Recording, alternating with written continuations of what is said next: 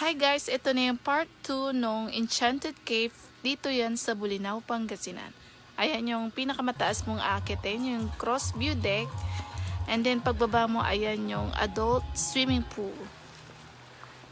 Ayan guys, sulit na sulit ang bayad mo na 250 pesos kasi kasama na ang pag-swimming sa pool at sa cave. Ayan guys, ang aking mga kaibigan. Enjoy na enjoy kaming naligo dyan sa swimming pool dahil napakalinis, napakalinaw at napakaganda ng fresh water.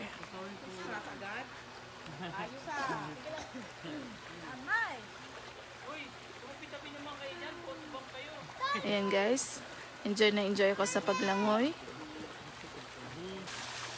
At ito naman yung kanilang kiddie pool. Ayan guys, pwede nyo dalhin yung mga anak nyo at mag-swimming din dyan. Tapos ito na yung papunta na kami ng cave. Medyo matarik ang daan, so kailangan ingat po at kailangan matibay-tibay ang tuhod.